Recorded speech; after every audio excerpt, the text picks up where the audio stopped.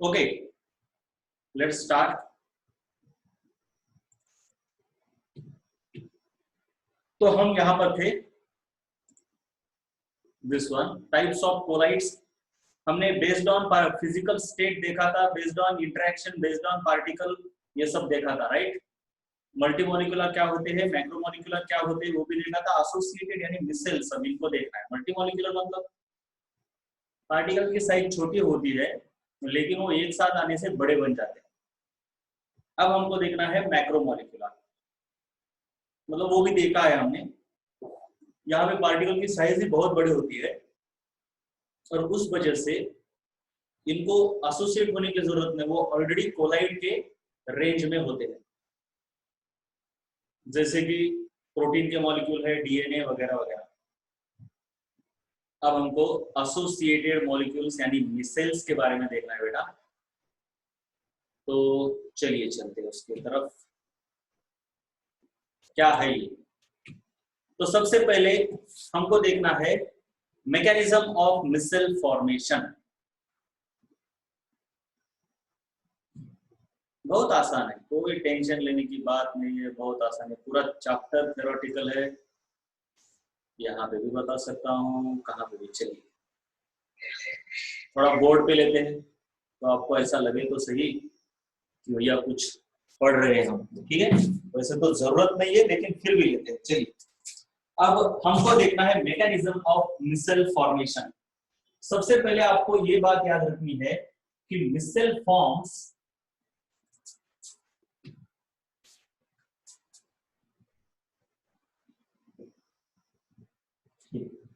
Micelle, देखिए एक कोई सॉल्यूशन है, मिसेल फॉर्म कैसे होता है। आपके पास ऐसे पानी है, ओके। अब आपको पता है कि वाटर मतलब H2O, ये पोलर है, इतना तो पता ही है आपको, वाटर पोलर है, राइट। डू यू नो और डोंट नो, यस और नो, कम ऑन बताओ जरा एक बार। Water is polar molecule, yes और नो? अरे बताओ भैया।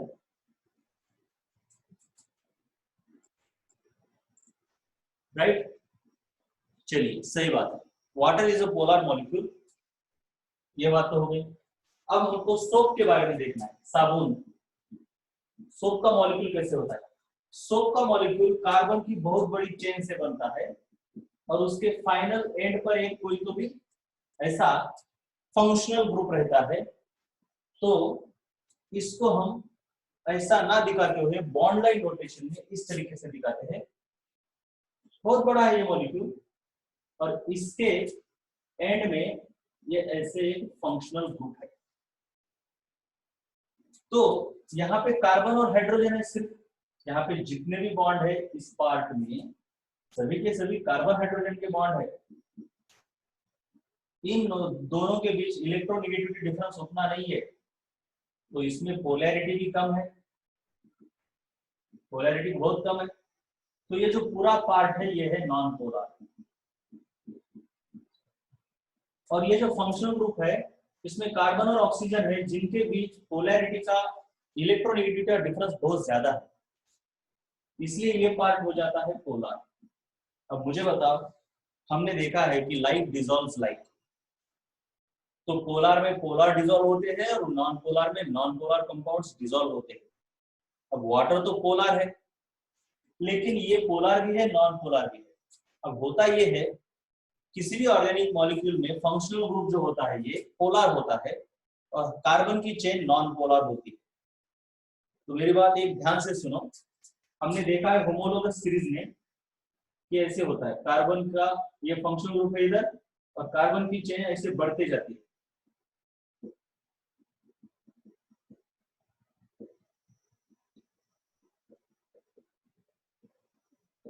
तो मुझे आप देख के बताइए, जैसे जैसे होमोलोगस सीरीज में हम नीचे जा रहे हैं वैसे वैसे ये जो नॉन पोलर पार्ट है उसका डोमिनेंस मॉलिक्यूल में इंक्रीज हो रहा है या decrease? Come on quickly, increase या डिक्रीज हो रहा है? गुड, इंक्रीज हो रहा है, सही बात है। तो नॉन पोलर पार्ट का डोमिनेंस अगर बढ़ते जाता है, देखिए एक बात याद रखिए, मैंने बोला है लाइट डिजॉल्व लाइट, बहुत ही आसानी से चीजों को समझना होता है। लाइट डिजॉल्व लाइट का मतलब है पोलार पोलार में डिजॉल्व होते हैं, नॉन पोलार नॉन पोलार में डिजॉल्व होते हैं।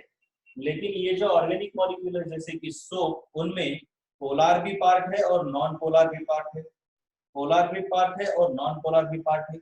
तो मुझे आप बताइए जैसे जैसे हम नीचे जा रहे हैं होमोलोगस सीरीज में, वैसे वैसे नॉन पोलर पार्ट का डोमिनेंस बढ़ रहा है। पोलर पार्ट डिसॉल्व होने में हेल्प करेगा, नॉन पोलर पार्ट वाटर में डिसॉल्व नहीं होना चाहिए। मैं रिपीट करता हूं, पोलर पार्ट वाटर में डिसॉल्व होने के लिए हेल्प करेगा, बट ये जो पार्ट है वो नॉन पोलर पार्ट है जो वाटर में डिसॉल्व होना नहीं चाहता। यानी ये हाइड्रोफिलिक है, ये हाइड्रोफोबिक है, हाइड्रोफिलिक हाइड्रोफोबिक। तो यहाँ पे नॉन पोलर पार्ट का डोमिनेंस कम है, यहाँ पे नॉन पोलर पार्ट का डोमिनेंस ज्यादा है। तो मुझे बताइए down the homologous series non polar part का अगर डोमिनेंस बढ़ जाता है तो ये वाला मॉलिक्यूल वाटर में ज्यादा डिसॉल्व, मतलब इसकी सोलिबिलिटी ज्यादा होगी या कम होगी, हाई और low, come on, as compared to this molecule solubility of this molecule high और लो। गुड, बहुत सही बेटे, लो होगी, क्योंकि नॉन पोलर पार्ट यहाँ पे बहुत ज्यादा है तो वो डिसॉल्व नहीं होना चाहिए। इस तरीके से आगे अब चलते हैं। तो आपने देखा कि ये जो सोप का मॉलिक्यूल है उसमें एक बहुत बड़ा नॉन पोलर पार्ट है और एक छोटा सा पोलर पार्ट है। तो हमको मिसेल की तरफ जाना है, भूलना नहीं है। चलिए अब आपने बकेट में पानी लिया, मिसेल कैसे फॉर्म होता है देखते हैं। अब इस सोप के मॉलिक्यूल को मैं थोड़ा अभी छोटा दिखाऊंगा, बस ऐसा छोटा दिखाऊंगा और इस तरीके से, ठीक है। ये जो पार्ट होगा नॉन पोलर, ये जो आगे वाला हेड है इसे हेड बोलेंगे, इसको टेल, ये होगा पोलर, ये होगा नॉन पोलर। तो अगर आपने बकेट में ऐसा पानी ले लिया और इसमें आपने सोप को डिसॉल्व किया तो होगा ये कुछ इस तरीके से होगा, देखिए। और आप मुझे बताइए क्या ये लॉजिक आपको पसंद है, मतलब आपको लगता है कि ऐसा ही होना चाहिए। इस तरीके से सोप के मॉलिक्यूल अगर कम मात्रा में आप डालोगे तो शुरू में सोप के मॉलिक्यूल सरफेस में रहेंगे और इस तरीके से रहेंगे। तो क्या आपको ये लॉजिकली समझ रहा है कि ऐसा क्यों हो रहा है? यस और नो?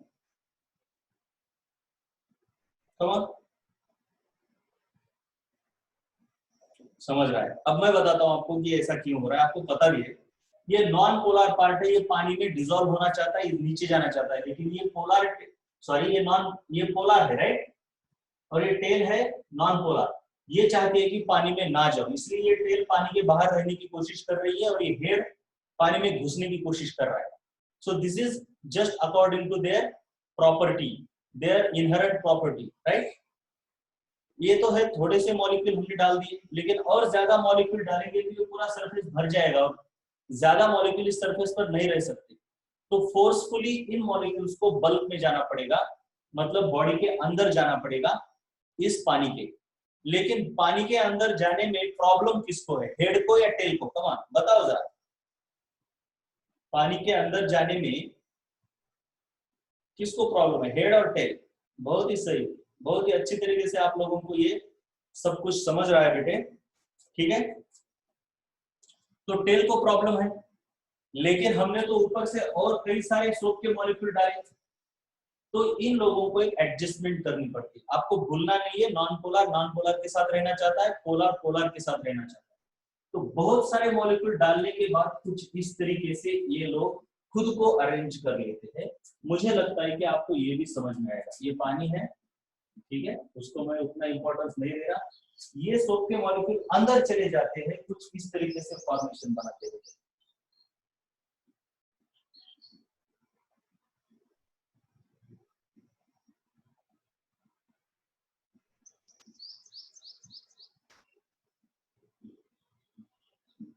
चलिए, मुझे लगता है कि आप लोगों को ये समझ में आया होगा कि ये ऐसा क्यों कर रहे हैं। सोप के मॉलिक्यूल बहुत ज्यादा अगर हम डालते हैं, बहुत ही ज्यादा, मतलब क्या होता है शुरू में हमने सोप के मॉलिक्यूल कुछ इस तरीके से डाली, कॉन्सेंट्रेशन मान लीजिए 1 हो गया, उसके बाद 2 हो गया, उसके बाद 3 हो गया, उसके बाद 4 हो गया। अब इस कॉन्सेंट्रेशन 4 से आगे ये सरफेस पे नहीं रह सकते, तो 4 से ज्यादा अगर हमने कॉन्सेंट्रेशन 5 कर दिया तो ये यहाँ पे नहीं रह सकते, ये अंदर जाएंगे और ऐसा फॉर्मेशन करेंगे। मतलब 4 से आगे वो सरफेस पर नहीं रहते और इस तरीके का फॉर्मेशन करते, इसे मिसेल कहते हैं। और इस कॉन्सेंट्रेशन को बोलते हैं critical micelle concentration, critical micelle concentration CMC। इसके नीचे ये लोग मिसेल नहीं करते, लेकिन इस कॉन्सेंट्रेशन से ज्यादा ये लोग मिसेल फॉर्म करते हैं। तो अब मुझे बताओ, क्या आप लोगों को इसमें भी लॉजिक दिख रहा है कि ये सोप के मॉलिक्यूल इस तरीके से मिसेल क्यों फॉर्म कर रहे, ऐसा क्यों कर रहे, ये ऐसे अंदर आके ऐसा क्यों नहीं, ये ऐसे क्यों नहीं जा रहे, इंडिपेंडेंटली क्यों नहीं जा रहे, ऐसे सैनिकों की तरह एक दूसरे को ऐसे सर्कल में क्यों इन्होंने खुद को घेर रखा है? क्या आप लोगों को ये लॉजिकली दिमाग को पसंद आ रहा है या नहीं? यस और नो, यस और नो? नो। चलिए मैं बताता हूं अब ये क्यों है। नो, मैंने बोला आपको ये बाहर का जो पानी है ये पोलार है, राइट? अब आप ऐसा समझ लीजिए ये बाहर का पानी पोलार है, राइट? और ये टेल नॉन पोलर है।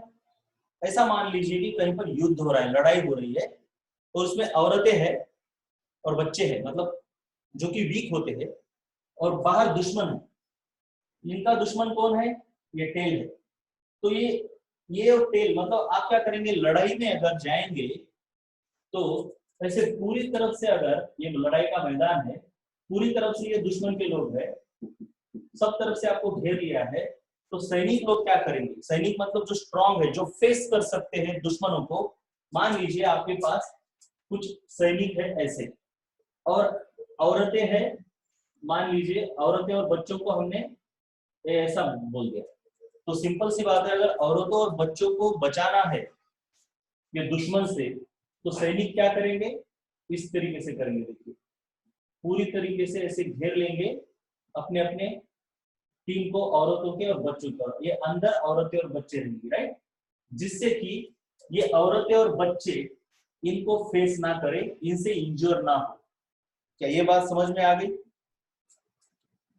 विशाल पांडे, ये बहुत से आंसर दिया आपने, लेकिन क्या आपको ये सैनिकों वाली बात समझ में आ गई? राइट। तो वैसी ही बात है बेटे, सोप मॉलिक्यूल में ये जो हेड है पोलार है, जो कि पानी को फेस कर सकता है, पानी में डिजॉल्व हो सकता है, लेकिन ये टेल पानी में डिजॉल्व नहीं हो सकती। तो ये क्या करती है, अंदर जाके खुद का अपना एक ऐसा एरिया बनाती है कि इसके अंदर पानी होता ही नहीं, बहुत कम होता है, सभी के सभी टेल्स है। सो पानी के अंदर ये इस तरीके से आते हैं जैसे कि इन्होंने पानी के अंदर डिजॉल्व हुई ही नहीं, यहाँ पे पानी है ही नहीं, ऐसा समझ लो, पानी पूरा बाहर है। तो इनको ऐसी नौबत आई ही नहीं कि इनको पानी में डिजॉल्व करना पड़े। सो सिंपल सी बात है, टेल ने खुद को पानी से बचाने के लिए इस तरीके से अंदर जाके बैठी है, और हेड तो पानी को फेस कर रहा है, तो नो प्रॉब्लम, क्योंकि हेड तो पोलर है। मुझे बताइए, क्या अब समझ में आ गया आपको कि ये मिसेल क्यों फॉर्म हो रहा है इस तरीके से? यस और नो? Good, very good. तो यही एक तरीका है सोप के मॉलिक्यूल को अंदर जाने का, राइट? अब मैंने बोला कि ये कांस्टेंट टेम्परेचर है, सॉरी कॉन्सेंट्रेशन है, जिसके ऊपर ही ये फॉर्मेशन होता है। So micelle formation takes at a concentration above micelle, critical micelle concentration, और उसके लिए टेम्परेचर भी होता है। मिसेल खास टेम्परेचर के नीचे फॉर्म नहीं होते, हर लिक्विड के लिए और सोप के लिए एक अलग टेम्परेचर होता है जिसके ऊपर मिसेल फॉर्म होते हैं, उसे क्राफ्ट टेम्परेचर बोलते हैं, क्राफ्ट टेम्परेचर, टीके। तो ठीक है, उसके बाद मैं बता रहा हूं आपको cleaning action of soap. Soap कपड़ों को कैसे क्लीन करते हैं, ये भी बहुत आसान है। चलिए, अब मुझे आपको एक बात बतानी होगी कि ये जो सोप फॉर्म हो गया था,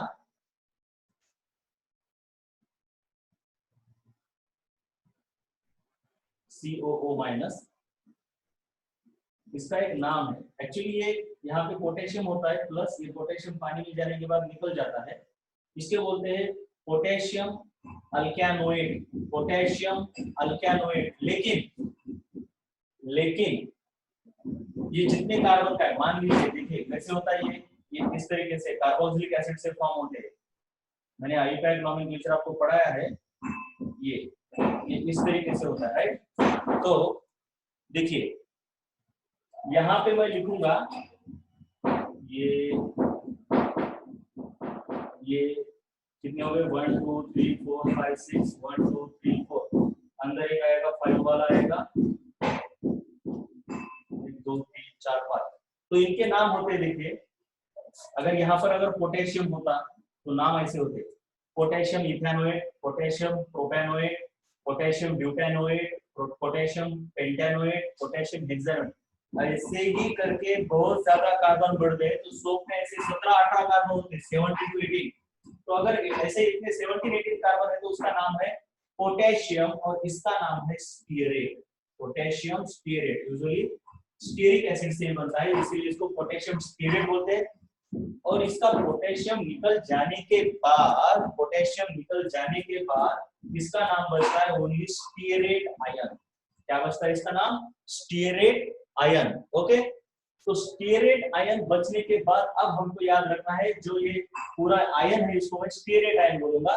तो अब हम देखेंगे क्लीनिंग एक्शन कैसे होती है। यहाँ पे क्लीनिंग एक्शन। तो देखिए मान लो आपका ऐसा कपड़ा है, राइट, ठीक है, कोई प्रॉब्लम तो नहीं, एक बार देख लूं मैं चार्ट में।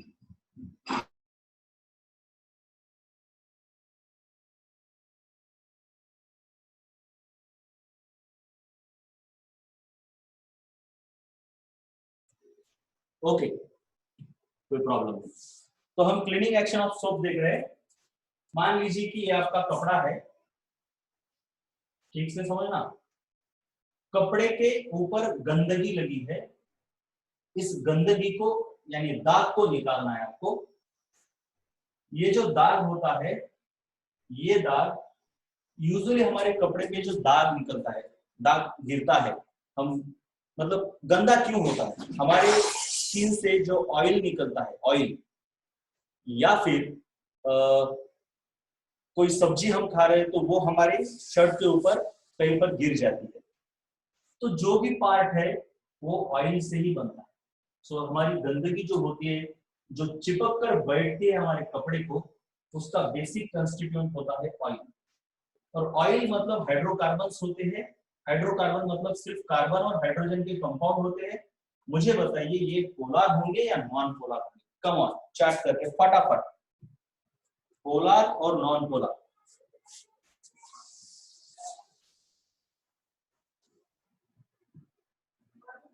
यस, बहुत सही अंजलि। और पोलर या नॉन पोलर बेटा? यस और नो नहीं, पोलर या नॉन पोलर बताओ।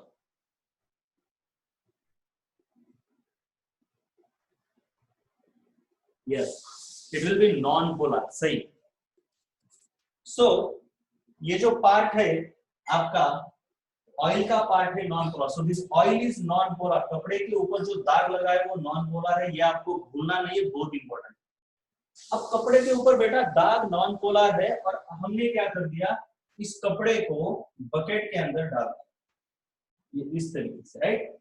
बकेट के अंदर आपको पता है पानी है, पानी आपको पता है पोलर है, भूलना नहीं है, पानी पोलर है, दाग नॉन पोलर है। अब हम क्या करते हैं, इसके ऊपर सोप लगाते हैं। सोप, पानी तो पोलर है, दाग नॉन पोलर है, तो ये दाग यानी ऑयल पानी में तो जाएगा नहीं, लेकिन हमको तो इसको कपड़े से निकालना है। ये आपका क्लॉथ है, इसको तो निकालना है। तो इसको निकालने के लिए हम एक ट्रिक का यूज करते हैं, मतलब इसके साबुन, सोप अप्लाई करते हैं। अब सोप का मॉलिक्यूल तो इस तरीके से है, ये नॉन पोलर है और ये पोलर है। जैसे ही मैं इस पे साबुन अप्लाई करता हूं तो सोप के मॉलिक्यूल कुछ इस तरीके से इस ऑयल के अंदर घुस जाते हैं।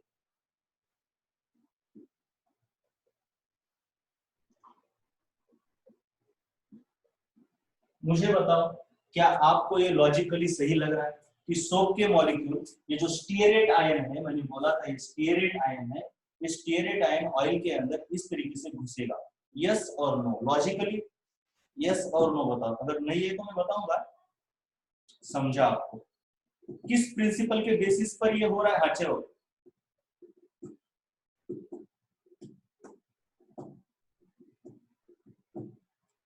किस प्रिंसिपल? रिपीट करना है। देखो सिंपल, मैंने क्या बोला, ये क्लॉथ है, उसके ऊपर ये ऑयल का धब्बा है जो कि नॉन पोलर है। ऑयल पानी के अंदर इसको भिगोया, पानी पोलर है, तो पोलर के अंदर ऑयल तो नहीं जाएगा क्योंकि वो नॉन पोलर है। तो हमने ट्रिक क्या यूज की? साबुन अप्लाई किया इसके ऊपर, सोप। तो सोप अप्लाई करने के बाद सोप के मॉलिक्यूल इस तरीके से ऑयल के अंदर घुस जाते हैं। और ये घुसते हैं किस प्रिंसिपल के according? According to like dissolves like. Oil non polar है और साबुन का ये जो टेल वाला पार्ट है वो भी नॉन पोलर है। तो non polar part non polar के अंदर घुस गया। ऑयल नॉन पोलर है और सोप की टेल भी नॉन पोलर है, तो नॉन पोलर के अंदर घुस गया। राइट? क्या अब क्लियर है?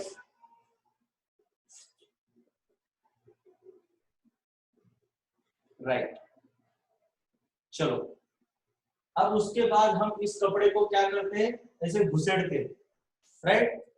उसको अच्छी तरीके से हम रफली पूरा घुसेड़ देते हैं इस पानी के अंदर। तो पानी के अंदर इसको घुसेड़ने के बाद होता क्या है, ये जो तेल के धब्बे हैं इस तेल को ऐसे चिपक जाते हैं, ये ऐसे तेल को चिपक जाते हैं। और पानी क्या करता है, ये जो वाटर के मॉलिक्यूल है H2O के मॉलिक्यूल इस हेड को अपनी तरफ खींचते हैं। H2O के मॉलिक्यूल्स इस हेड को अपनी तरफ खींचते। क्यों? क्योंकि ये भी पोलर है और ये भी पोलर है। पोलर पोलर ये दोनों एक दूसरे को खींचते हैं। और ऑयल नॉन पोलर है, तेल भी नॉन पोलर है, तो इस वजह से इस तेल को ये ऑयल चिपक जाता है, तेल को ऑयल चिपक जाता है। नॉन पोलर दोनों भी है इसलिए। और इस हेड को पानी अपनी तरफ खींचता है क्योंकि दोनों पोलर है। तो इस पूरे तरीके से होता यूं है आपका ये क्लॉथ, और ये सोप के मॉलिक्यूल अब पानी में चले जाते हैं कुछ इस तरीके से। लेकिन इनकी टेल को ये ऑयल चिपका हुआ है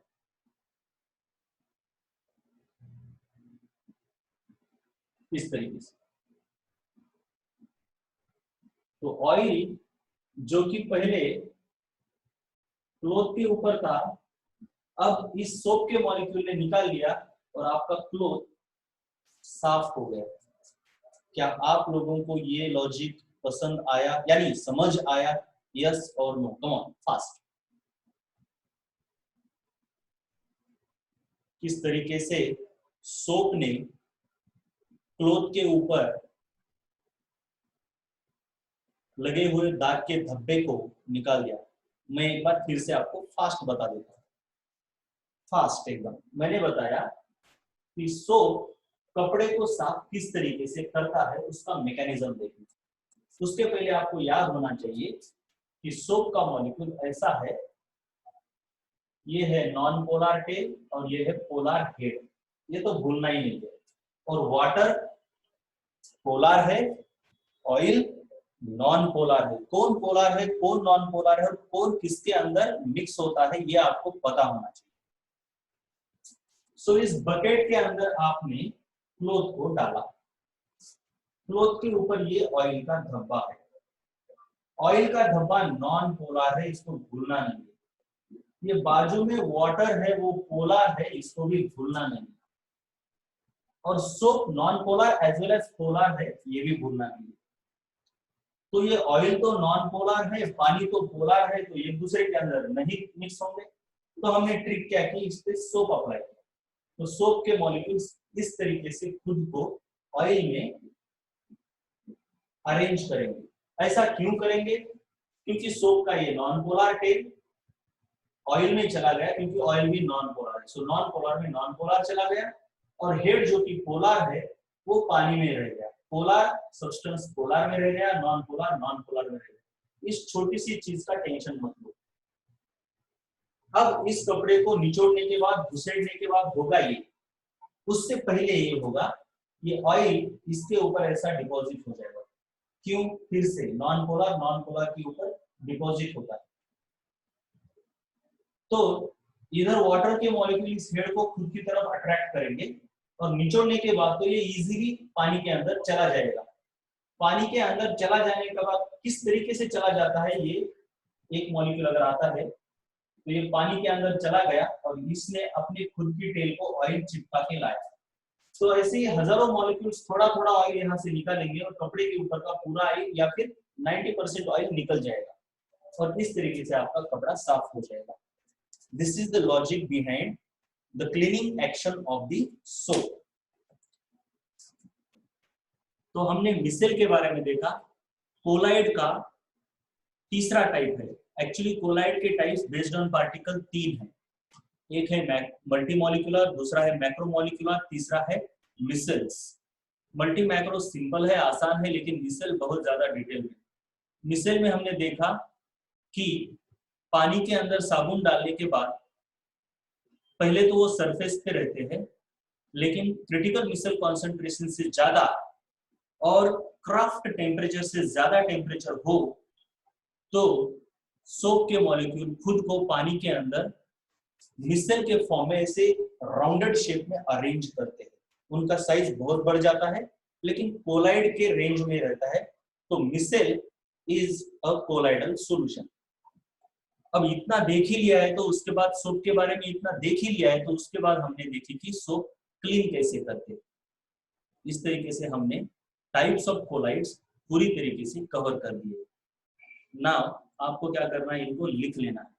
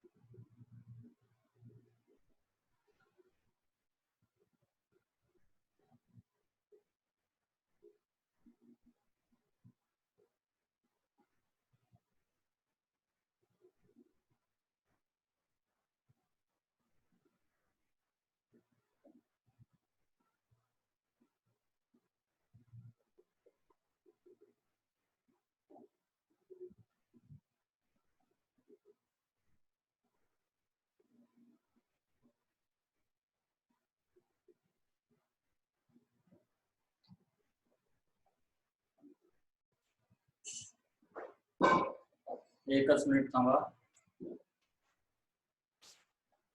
1 मिनट लिया।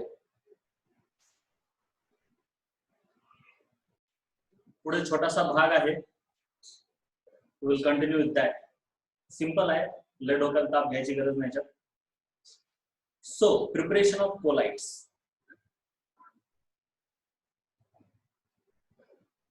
कोलाइड प्रिपेयर करने की हमारे पास केमिकल मेथड, फिजिकल मेथड्स, ऐसे अलग अलग मेथड्स।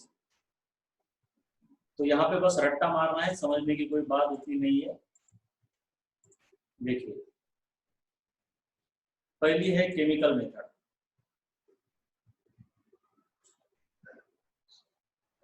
तो हमको कोलाइड फॉर्म करना है AS2S3 का, मतलब एक सॉलिड इन लिक्विड है, इसलिए इसको सोल कहते हैं।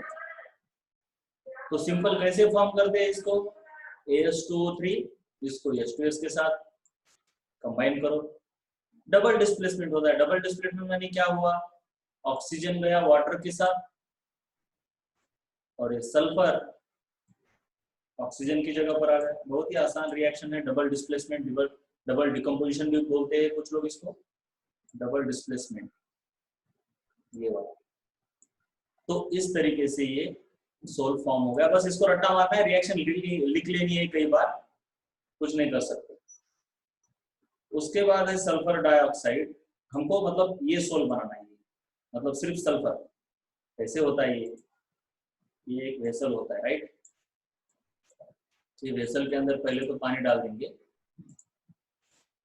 इस तरीके से, और इस पानी के अंदर हमको रिएक्शन करवानी है।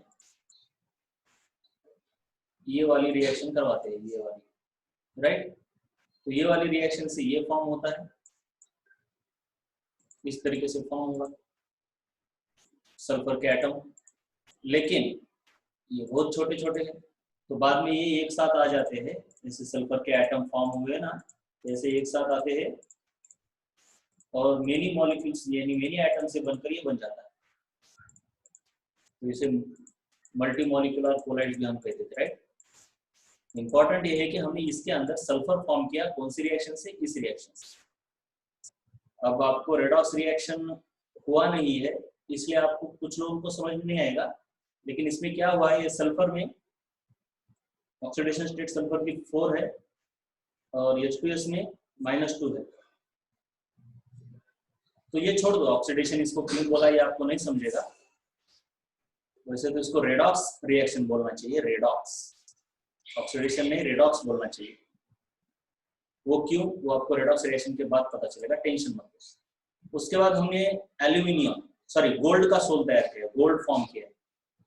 वो किस रिएक्शन से किया है, ये इस रिएक्शन से, मतलब AuCl3 Auric chloride formaldehyde HCHO water की रिएक्शन की, तो आपको ये गोल्ड फॉर्म हुआ। ये हमारे लिए इंपॉर्टेंट है गोल्ड। ज्यादा टेंशन मत लो, मैं कई बार बता रहा हूँ।